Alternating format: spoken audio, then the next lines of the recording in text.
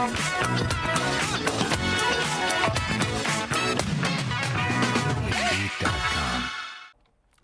ora te iwi and welcome to The Chew. Coming at you from Te Kirikiri here in Frankton, Queenstown. Ko Arrowtown Dad tēnei. And today we have a special guest. Simon Williams is with us today. Kia ora. Kia ora. It's really good to meet you and thanks for coming out. So first things first, I'll ask you to introduce yourself for us. Yeah, cool. Ko kauro, ko whakatipu wai Māori, tēnā kōrua. Kei te mei hahau, ki te mana whanau o tēnei wai. E noho ana ahau, I raro I te maru o Mulva mai. Ko Yorkshire, ki whanau, te whanau o Oku Tipuna. E kari, I tipu ake au ki wera. I te tau rua mā rima, I haere mai au ki Aotearoa. Ko Emma tōku tōrere, ko Lennon tāku tama, ko Harriet rātou, ko Grace, ko Evie aku kōtero. Oh, nice. Kei te kōrero ahau ki te reo o Kaitahu. Ka pai. Kei te akoka o ka taka o te marama. Ko kai whakahua, ko kai arahi te mahi, no reira, ko Simon Williams tōku ikua, ko au ko te tai, ko te tai ko au.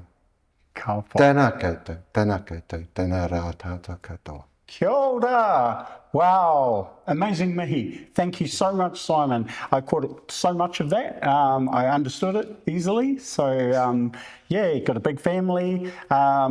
Interesting that your descendant or your descendants or your ancestors come from Yorkshire. Yeah. Yeah, that's one side of my family comes from Yorkshire as well. So we have that connection. But you grew up in Wales, is that? Yeah. North East Wales. Right. And so, what was growing up in Wales like? It was interesting. It was real cool. Yeah. I was born in England. Right. Just over the border to English parents with all complete English heritage. Right. And then at maybe 2 or 3 days old, I moved 2 or 3 days old. From the hospital, went into Wales, where I then spent the next 18 years. Wow. And so really lucky that lived on the edge of a smallish town. Yeah. Bricks and coal. Right. Were what we were famous for. Right. Both of which had gone by the time I was really there. So I got to see resource extraction. Right. And what happens when that finishes. Yeah, I think because Wales is really famous for coal mines in the early days, right? Yeah, very much so. Yeah. You weren't born anywhere near Chester by I was chance? born in Chester. Interesting. Yeah. Yeah, so a good friend of ours, Claire, good shout out to you, Claire. Yeah, she's a Chester girl and she always mentions how they're right on the border of Wales. Yeah. So, and much like our initial conversation, her experience with Te Ao Māori is quite deep now. She's a carver, so I'm quite interested that people from that part of England have really held on to Te Ao Māori, which is similar to yourself. Yeah. So, what was growing up in going to school in Wales like? Were you ever treated as non-Welsh? Is that a thing? Well, this was the thing. It was compulsory to learn Welsh. If you're a student in Wales from, I think, 4 to 13, you're taught Welsh. Wow. Back in what would have been the late 70s to the late 80s for me, the integration wasn't quite there. Right. And it was, in my opinion, it could have been taught better. Right. We wanted to learn. It wasn't very engaging. Yeah. It wasn't fun. We weren't learning language we needed to talk. The Welsh weren't so stoked with you because you weren't Welsh. Right. The English didn't want you because they thought you were Welsh. And so you're sort of in this limbo, but really you're surrounded by this beautiful place. Yeah. And so you start feeding off the place Yeah.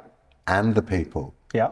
But I think most importantly, growing up, there was the local moka Moivamai, which is 500, just over 500 meters tall, with an old structure built in the early 1800s on top, and it was a beacon for, I think, King George's Jubilee.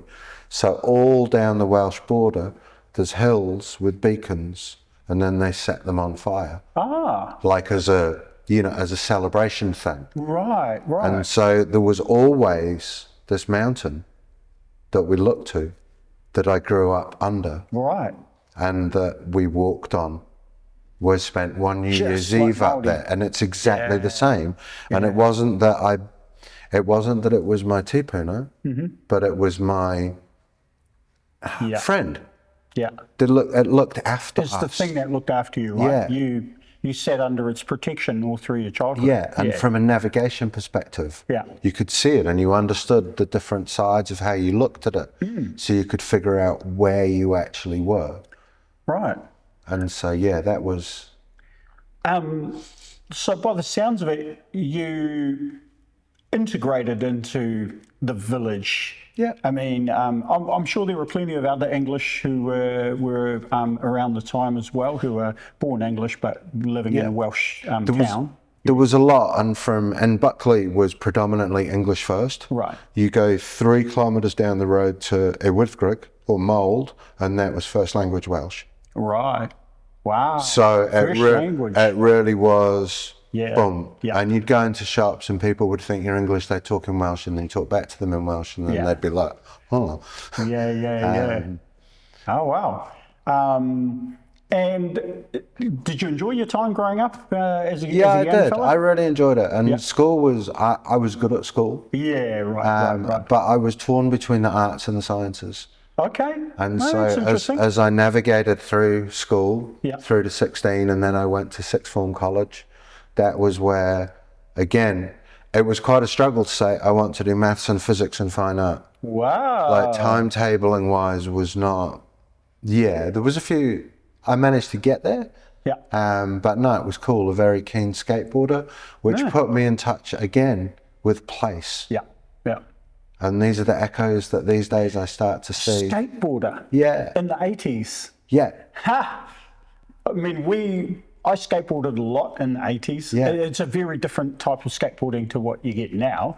Our skateboards were quite skinny, and you know, and we just did basic stuff. We didn't do fancy tricks and ollies and stuff. So I was just in that first, the wider boards. Right. Heaps of street skating. Just really? Me and my mates just exploring where we were. We'd get a train station at the bottom of the garden, so we'd jump on the train and off you go. Nice. And then you'd come back after being in Manchester or somewhere for the day. But just that exploration of place. Yeah. So now growing up, this is going to be a weird question, but did you have any idea of this place called New Zealand back in those days? Not really, not back then. We had family, mum's cousin lived in Australia, and they came I remember them coming to visit, and that was such a big thing. Yeah. Because they're like, oh, these people are from a really long way away. But so I guess geographically I might have known it was there. Yeah. But I didn't. It wasn't active. Yeah, of course. In my thought. Of course. So were you aside from skateboarding, did you play any other sport?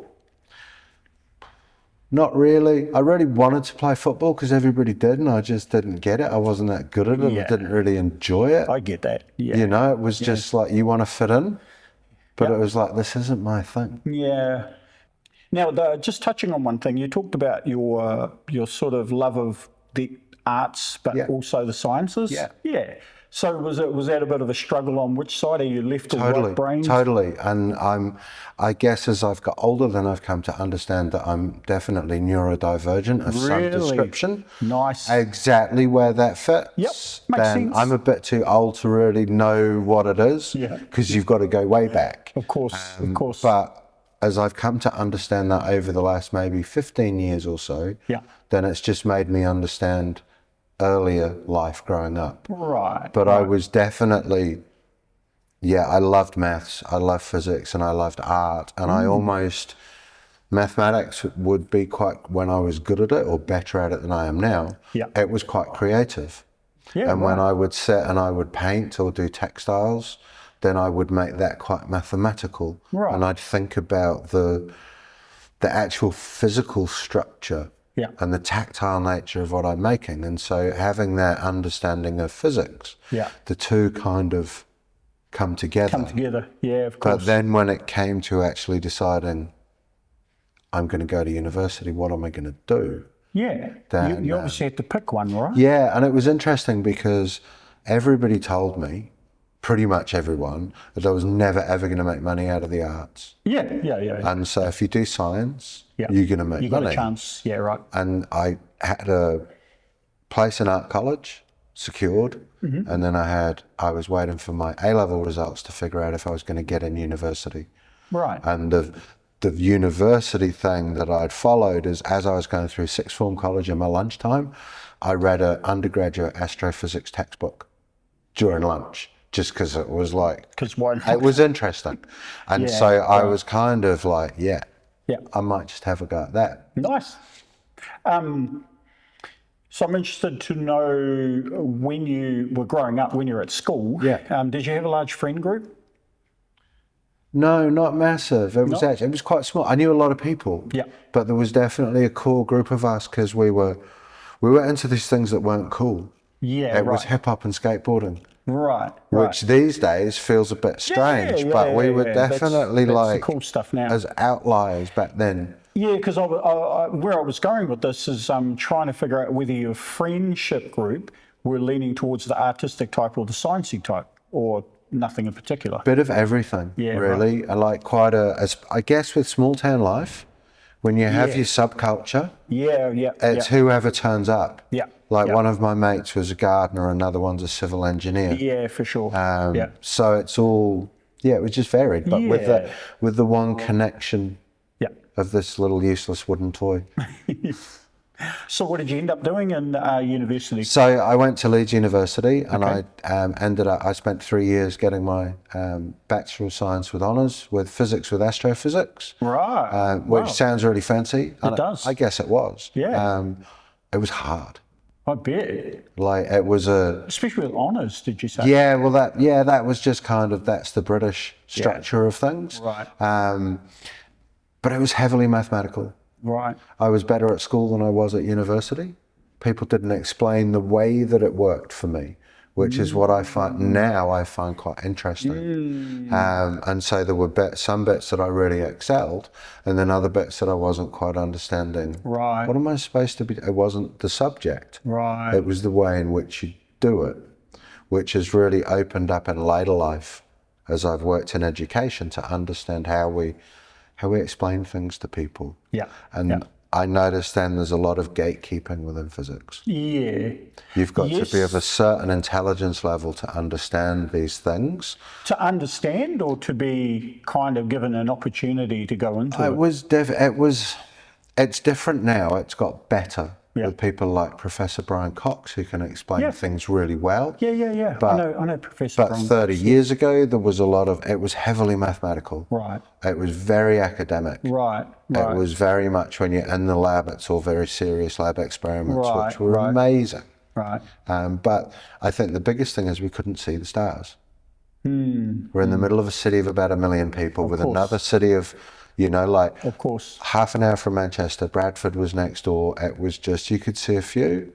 But when we first went to the telescope that was on the roof of the university, me and my mates one night, we were just like, let's do that.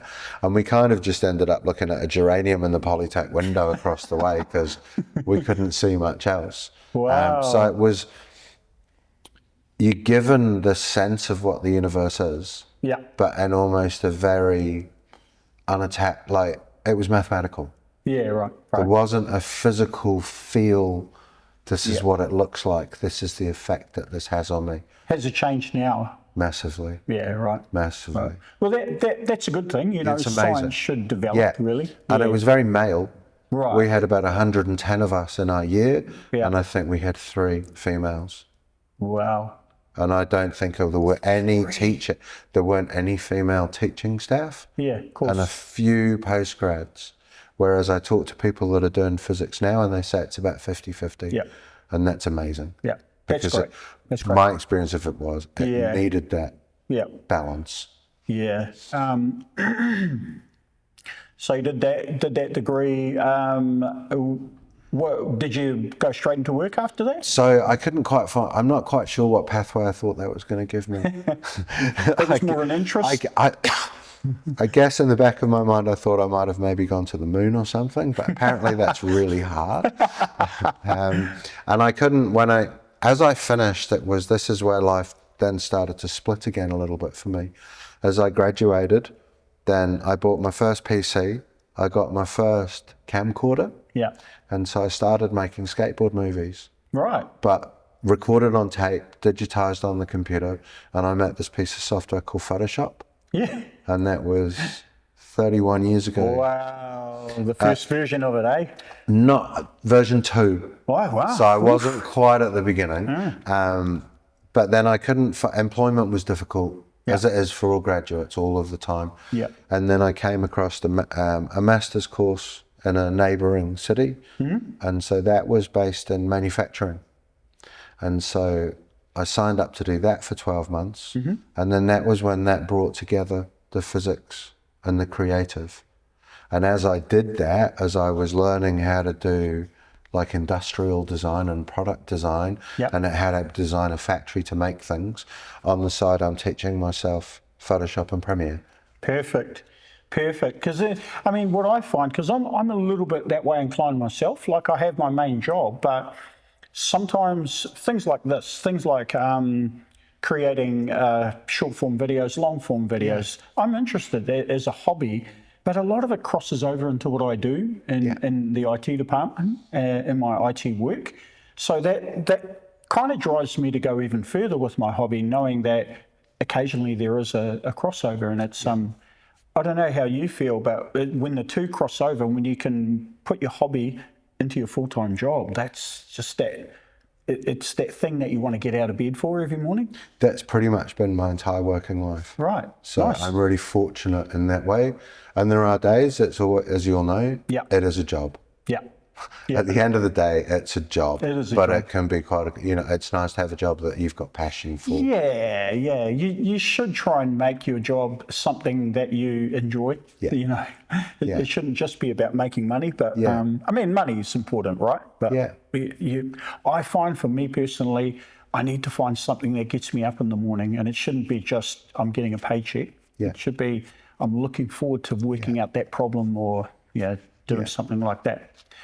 So moving on, so how did this part of the world come into your thinking? Like, when did that happen? Yeah, so after I graduated from my master's, then I'd been introduced to this thing called the internet in 1995. That's a long time ago. And in 96 and 97, it was starting to get into people's homes. Yeah. And so as I was searching for work, then I ended up getting a job as one of the first web designers. Oh, really? And I worked within the corporate sports world. Wow. And so in the early days, we worked with professional football, premiership football clubs. Yeah. We did little interviews that we put on the internet that were like 8 frames a second, 640 by 480. Oh my God. First ever professional football interviews on the internet. All right. And I sort of stuck within the corporate sports world for about 8 years. Wow. And it was just not, the money was great. And the beginning, it was development and it was cool stuff. Yeah. But then it just got to the point that it was After 8 years, you would probably wear itself out. I find there's more focus on making money and not developing it to be a better product. Yeah, 100%. And that's when I realized that I was getting pretty sick of the side of the carpet every day, and that this world wasn't for me. Yeah. And I was just really fortunate, and I literally came back from a holiday one day, went into my boss's office, and they offered me an amazing redundancy package. Nice. They were just good. I think they could see that I was, my time was coming to an end. And they were just incredible that they gifted me this beautiful way out. Wow. And so then I was a little bit not sure what to do. Yeah. I worked in a gym for a little while. That was pretty cool because I was riding mountain bikes by then. Oh, right. And I was in that position that I just needed to tick over. And I did a big trip around Europe, having a look for somewhere that I might maybe go to for 3 months. I'm not a linguist. And so that was kind of like, this place is cool, but if I have to learn the language, it was just all a bit too hard and not quite right. And that's when Aotearoa was just starting to come onto my radar.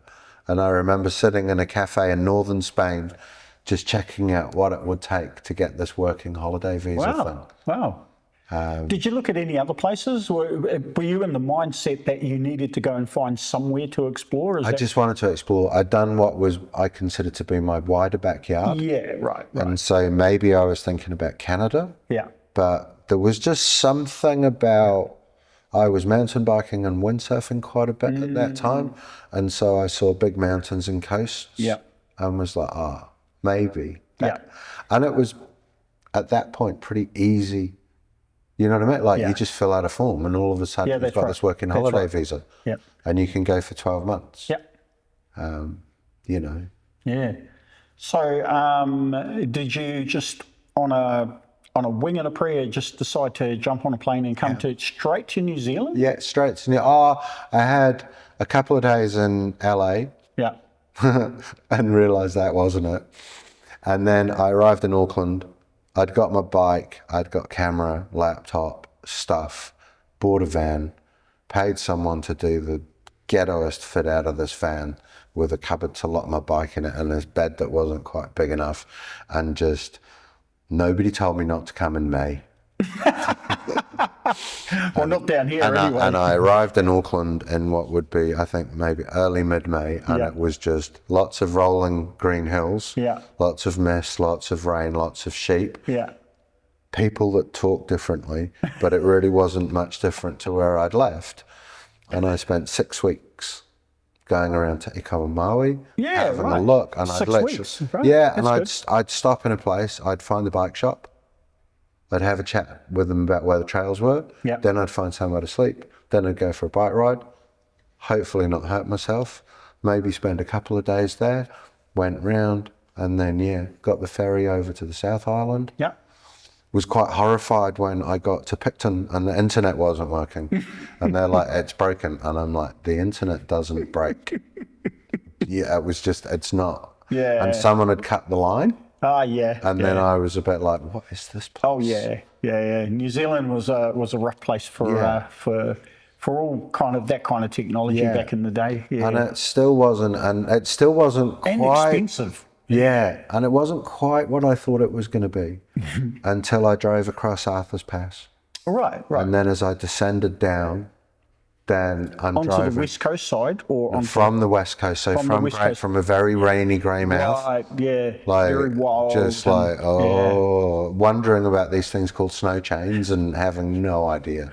And then as I dropped down through Arthur's Pass village, and it just reminded me of the Highlands, and it was just, you could feel like a little, my eyes were getting a bit moist, and it was like, well, maybe this is it. Got to Christchurch, had an all right time in Christchurch, but it still wasn't it. Went round the south coast, came up from Invercargill to this little town called Queenstown, spent a couple of days here. It was very wet, very cold. Moved on to this other little town called Wanaka, parked my van up on the front, got out of my van, stood next to the lake, and there it was. Just not just moist eyes, but it was just like, this is a strange feeling. Went for a ride in the forest and was just like, this place is amazing.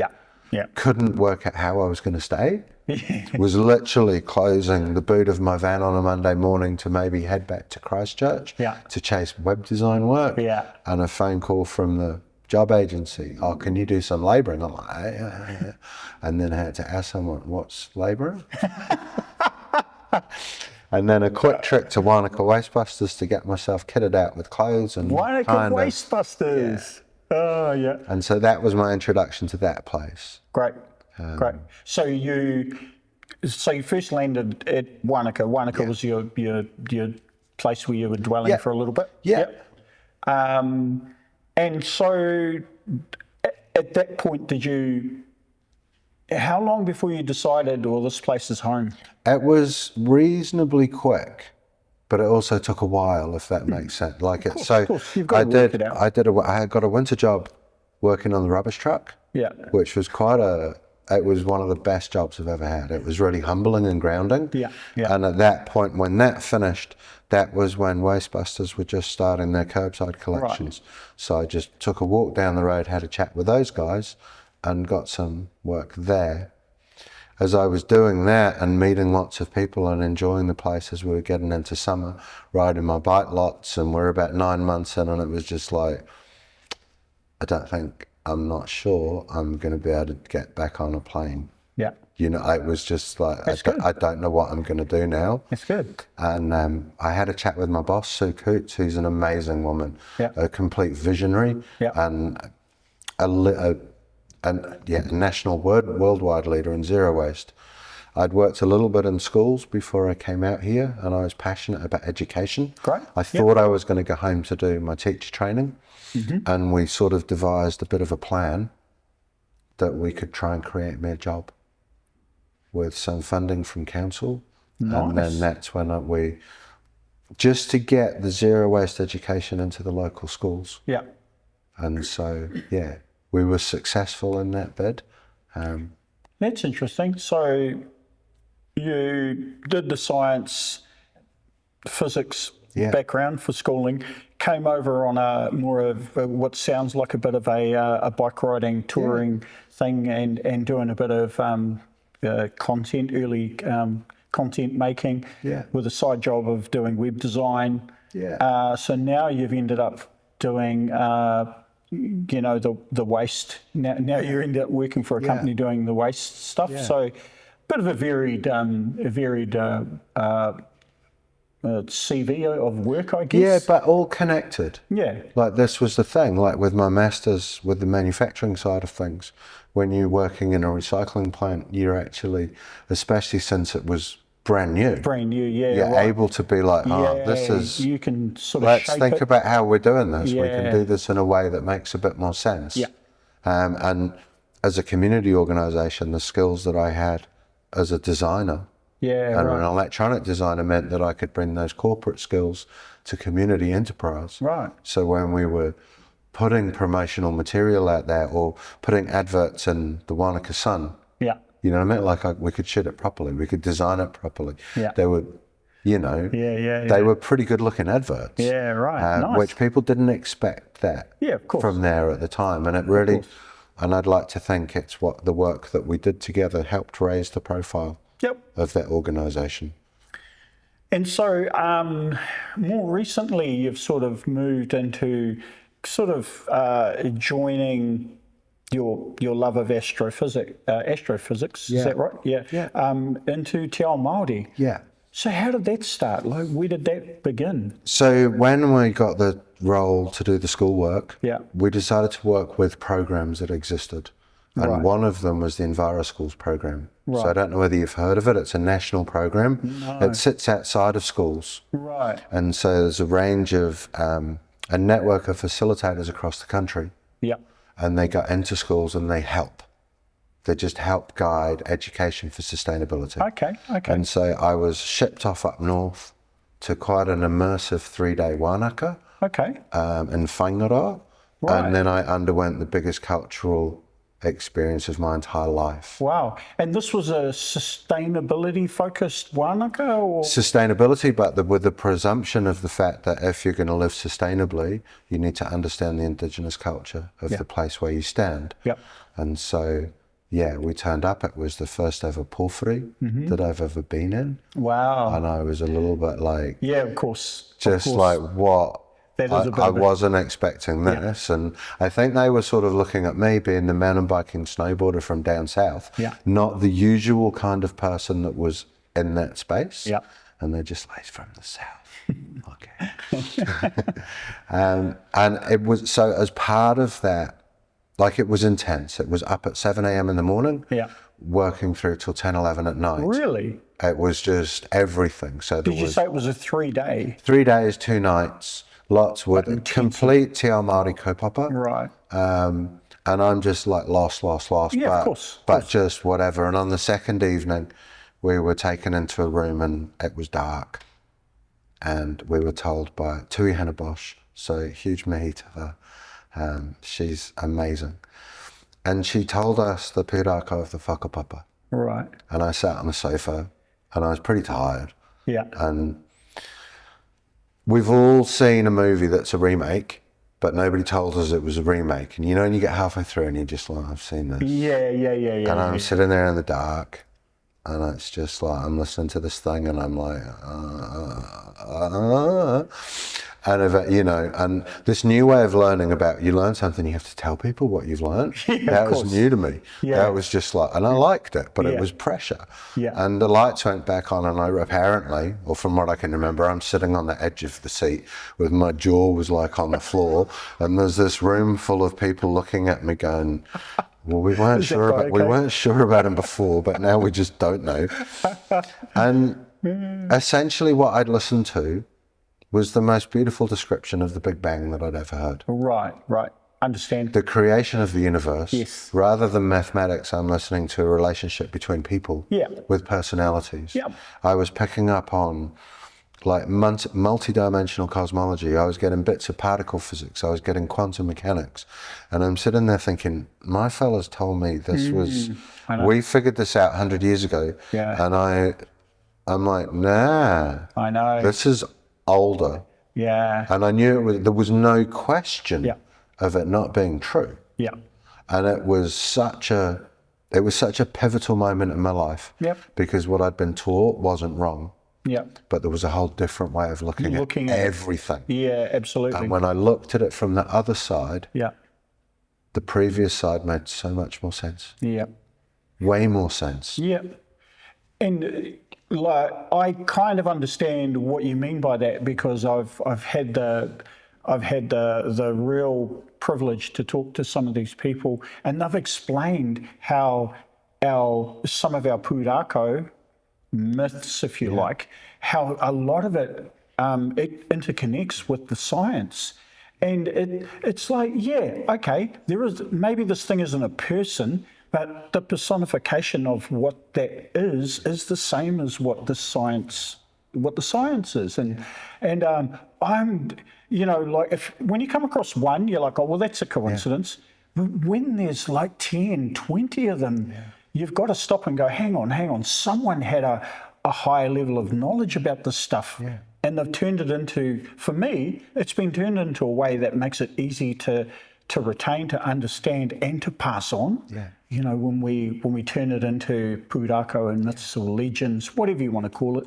Yeah. It was that gatekeeping disappears. Yeah, it does, totally. And I think about this quite a lot. Yeah. This is part of my day-to-day mahi, or nighttime mahi at least. And I've come to the conclusion that when a human being looks at the same thing, they will come to pretty much the same conclusion. And from a Western science perspective, they've been looking at the stars for a long time, but not in the same way that, say, the Polynesians or the Aboriginals or the Mayans or the Egyptians did. It's a different thing in Europe. It might have been back at the time of the Vikings, but a lot of that's been diluted. And so it's completely logical that if you've got a 5,000-year history, when you trace Polynesians back through to Taiwan, and you trace that knowledge back, if you've got that knowledge being told generation over generation, then of course you're going to come, the method of observing is different. You use your eyes, you use your senses, you use the world around you, whereas from my academic thing, we use gadgets. It separates you. There's not that connection. You're not part of it. And it's incredible when I've looked at, or as I learn more about different indigenous cultures and their relationship with the universe, they're all very similar. Very similar. So, and this is the funny thing, right? Because as Māori, when we sit and talk about this stuff, we talk about it as if there's this other authority that predates all of us. And we're just we're the consumers of that knowledge and we're passing it on. But one thing it's sort of not, it doesn't make me laugh, but it's more like sometimes I think as Māori we don't realise that other Indigenous cultures have gone through exactly the same thing. So it's not like we are the only people who have gone through this experience. If there's one thing I notice, there's so many other Indigenous cultures that have very similar stories.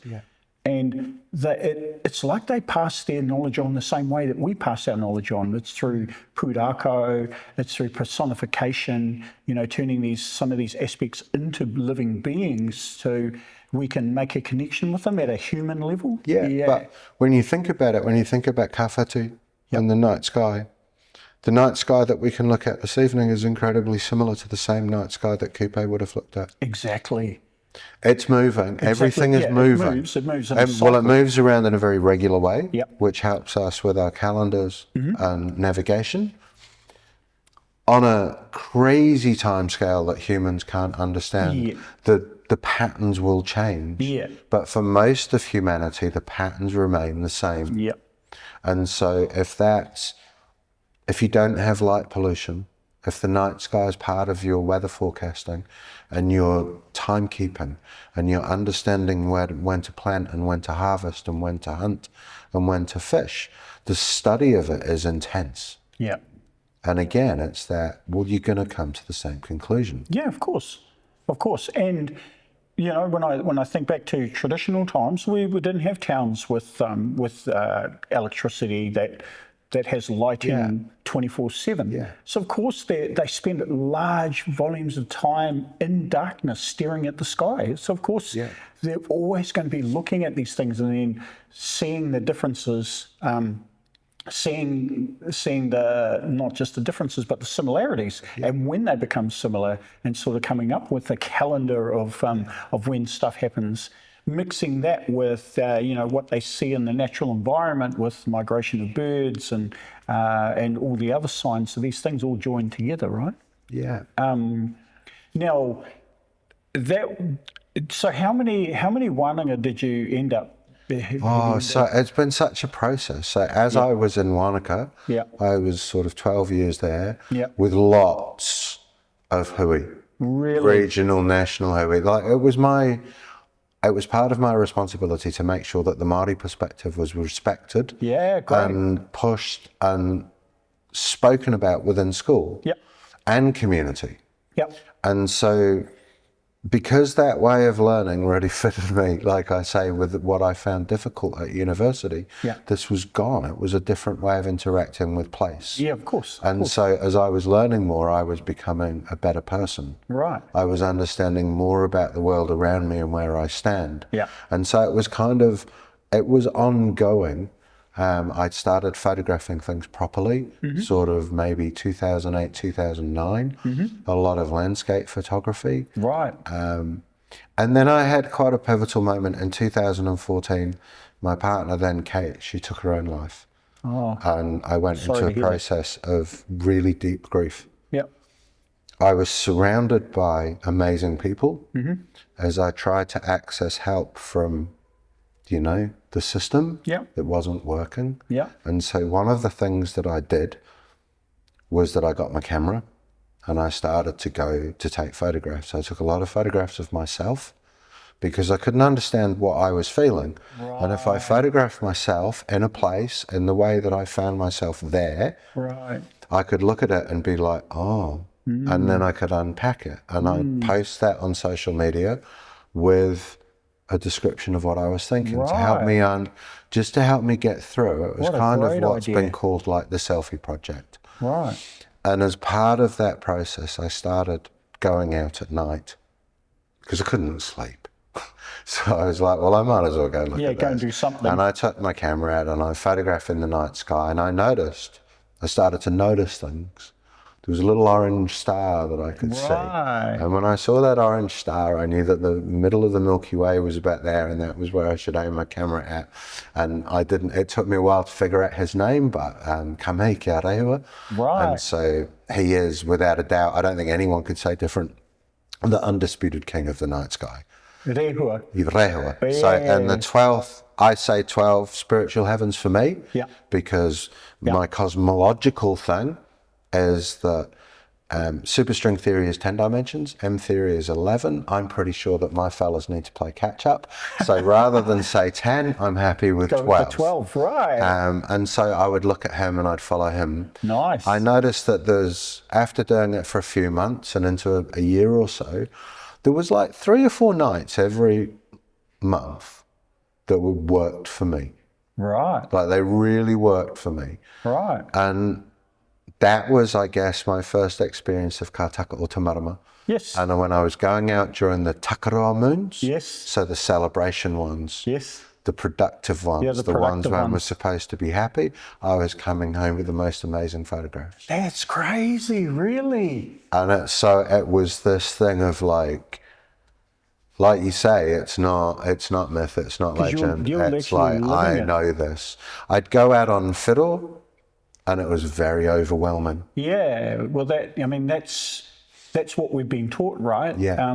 Fiddle is the time where you don't do that. You don't go harvesting. You don't go hunting, fishing. Yeah. It's the time where you pretty much just stay inside. Yeah. But see, I haven't experienced that because I still live in a colonised lifestyle, right? Yeah. Where, I'll be honest, I'd rather sit next to the fire. I look out the window and go, you really should live up to the things that our ancestors, did. And I really love it. And I love it. It's interesting. I love the... But there's ways that you can do, and there's ways that hopefully there's some things that I can help you do that. Yeah, maybe, And it's... So yeah, it was that sort of progressed. Yeah. I then met my partner now, Emma. Yeah. She had a place over here. Yeah. I fell completely in love. Right. Made the shift across the hill, which no one ever goes. Cool. Nobody goes this way. Yeah, I know. People, but are you sure? Yeah, well, yeah, little I'm brother sure. comes to big brother. Yeah. Wow, that doesn't and make so sense. then we needed to figure out what we're going to do. Yeah. What am I going to do for work? I can't keep working over there because it's too far. And so that's when we came up with the idea for our company. And so that's when Authentic As was born. And the idea was that we'd got some beautiful Land Rovers, we were skilled photographers, we know place. So we've created packages that were to take manuhiri into place, to guide them around this incredible place and photograph that experience for them. As part of this, I'd got the idea that it was going to transform tourism. Wow. And I was like, I'm going to take people out and I'm going to photograph them under the night sky. And it is going to be the most popular thing ever.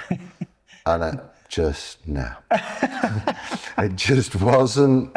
There was, it was just, it should have. You've just got to trust couldn't it. explain it to people. It was just not quite there. We did a few trips, didn't quite, just didn't quite. And then we got COVID. And as we were coming out of COVID, just as the borders were about to open up, I saw an article or a piece on Radio New Zealand on a Sunday morning about the Aotearoa Astro-tourism Academy. Yeah. A 3-day wānaka in Twizel. It's like, 3 days, here we go. And you're ready this time. I signed up and I turned up, and then within about 5 minutes of being there, I was like, why don't I own a telescope? Why don't I own a telescope? Oh yeah, of course. And it was just one of those like, should have thought of that one sooner. As part of that wānaka, then Victoria Campbell was part of it. Tori, and so she spoke. Wow, she's amazing. And as she spoke, that was when a lot of it, because I was trying to teach myself. Yeah. Right, and it's hard. Of course. Trying to get things out of books. Of course. And not having... Of course. Because there's so much information. It's like, where do you start? It's also not in books. Yeah. That's the other thing. Right. And she sort of gave me permission to do it as well. You know what I mean? It was like I had a chat with her, Yeah. and I explained what I'd done, and I've spent time trying to make sure the Māori perspective is present, respected. And so I feel like I have a way of actually being able to do that respectfully. Yeah. And so then it was like, well, I can bring this to this. Nice. And so then we bought the telescope. I figured out what I was going to tell people. Yeah. And then we started to run these tours, and they started to get pretty popular. Wow. And then I guess it would have been, how long ago was it? 22 months ago on Facebook, I saw a little thing for Professor Rangi Mātaamua, Right. who's doing the summer school. Yep. at Massey, online. Online? Signed up just straight away, like just, this is it. Yeah. Emailed them and said, right, I'm busy, because it's busy for us over the summer. It's late nights. I was like, how long is this going to take me? Oh, they were like maybe 10, 15 hours a week. And that was about the only thing they told me that really wasn't true. And I found that it was just, I felt like I'd come home again. Right. I was given the tools or the ways of looking at the universe in a way that was just, it worked for me. Yeah. That started to pull together everything that I'd been learning on my own. Wow. And just the range of speakers or lecturers that we had. Yeah. A beautiful lady from Hawaii, Kale, Yeah. and she spoke about their ways. And about how to build a heiau on the beach. So you build a waka out of stones and you watch the stars and you put po on the ground to figure out where you're going and get your navigation right. Yeah. We had Rareata Mahika to do with Kātaka o Te Marama. There was 2.5 hours of just like, whoa. So just that whole understanding of, I thought I was going to do this course on tātai aroraki, and it was all going to be about the night, and actually most of it's about day. Yeah. It's just that this doesn't make sense, but just go with it. Yeah. And as part of this, they set us, one of our tasks was to produce a diary based around Te Marama for 6 weeks. Right. So when you say diary, you mean of your personal experiences over that time? Or well, it was kind of up to us. They wanted us to observe, but to just make it our own. Right. You know what I mean? Like to just, because, and there was maybe about 30 of us. Yeah. And there were 20 of us were just like, we know, we do it, but we don't write it down. You don't need to write it down. Yeah. The other 10 just stayed quiet. Yeah. We went back the week later after having written things down for a week, and 20 of us were going like, whoa. And the other 10 were just like, yeah. You know what I mean? Like, that's what you need to do. And so as I've navigated this, as I was doing it, because everybody else from across the Motu had their own Kātaka o Te Marama that was to do with place. Yeah, of course. And I was trying to find one for here. Yeah. And I couldn't find one. No. And I spoke to Pauline Harris, who was one of our lecturers as well. She's incredible. So she's an astrophysicist, but she's Māori. Yeah. So she was like way further down this journey than I can ever be. But, you know, it was just real cool to talk to her. Yeah. And I'd logged on early and I said, look, I just can't find one. And she just looked at me and grinned. You know that grin? And they're like, and she just thought, it's simple. You just have to make your own. Yeah, that's good. And I was just, that moment when you know that this isn't a 6-week project, and that actually this is decades. Can be a lifetime type thing. And so then I've, over the last 18 months, 20 months, what I've done is, I'm a scientist, I'm a I'm a tech guy. So I've got Google Docs. Yep. I've got a Word, like a Google Doc. A Word doc. I've got a sheet. Yep. I've got a camera. I've used, Wiremu Tawhai has written a book called Living by the Moon. Mm-hmm. That was because I tried a few different Maramatakas out to see which ones fitted. Yep. Most of them didn't. Right. Based upon how do I feel, what do I see out there, what's going on, it wasn't quite working. And when I got to Wiremu's, that felt pretty close. Right. And so I used that as a template. Right. And what I was then doing was I would photograph the marama every time I could see it to visually look at it. Right. Because one of the things that Professor Rangi taught us was that it's fluid. Yep. Yep. There's this, as the various tōhuka that I follow now, some of them are rigid on what the calendar is. Yep, whereas on these guys, they were like, chuck one out. Mm. You're going to get through the toe, and because it doesn't line up perfectly, it's continuous, it's not digital. Yep. And so you're going to get to a point that you're just going to be like, no, this isn't the right one. Yeah. We've missed one. Yeah. And so I started off really intensely going around the garden photographing what the plants were doing, noticing that there was one day where the lavender went from seed to flower the paddock across the way flowered. The tui changed his call, and the harakeke had a Flowered. spurt. Yep. Yeah, and it was pivotal, and it was on that marama, all on one mat, and it was just like, oh. There's your signs. When we've come round a year later, so for last year, all of these happened on one day. They happened, Gregorian-wise, it was about 2 weeks different. In terms of the marama, of course, they were about 1 or 2 different. According to the lunar calendar. According to my version of what it was. Yeah, so it probably was the same one, and I just haven't quite got it all worked out right. But it's been this ongoing process of, and I think especially where I'm really lucky is that when I'm working outside at night with people, when I'm guiding manuhiri, I get to experience the southern night sky just after the sun has set. So when you talk to Kale in Hawaii, she would read the stars after sunset and before dawn, whereas Professor Rangi was very adamant it should be just before the sun comes up, and only then. But he was also very adamant of you do what you can do, and you make it fit your way. And so for my observations, they're very much after sunset. And so I look at how the kawhati present themselves to me. I then write that down. I notice what I see. I notice the different things that come when Rehu arises just before Christmas, and he rises with his 2 wives that are next to him. It's like 3 dots, and they say this is what you see on the face of a weta. And when you see this, this is when the weta appear.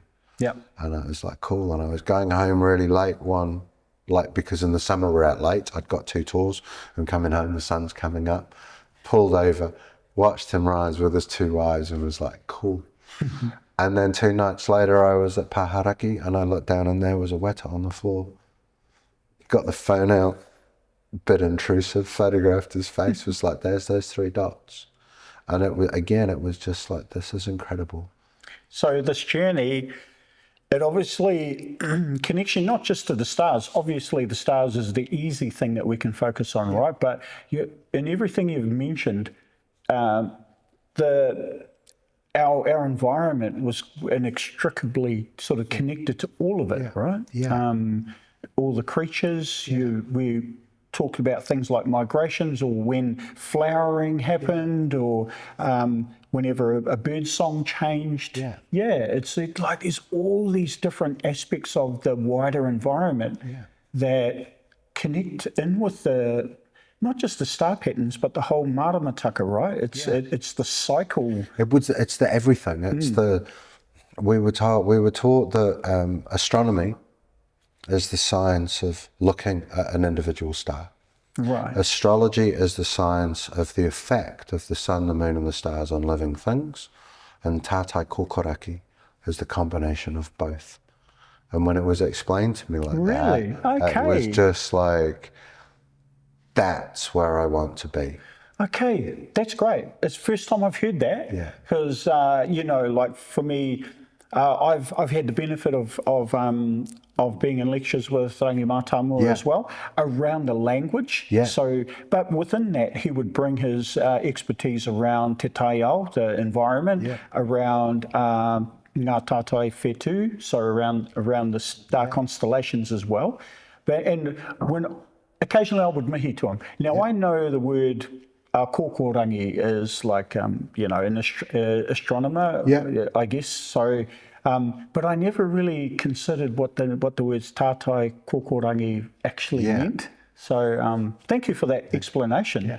Now, we're actually getting really close to wrapping up because we've gone significantly over time, but love the chat. Like, this is amazing. And, I think, if you wouldn't mind, I'd like to eventually come back again. Now that we've got your you story, and it'll be great to come back and focus on those Te Ao Māori aspects of what you're doing and how it connects into the stars as well.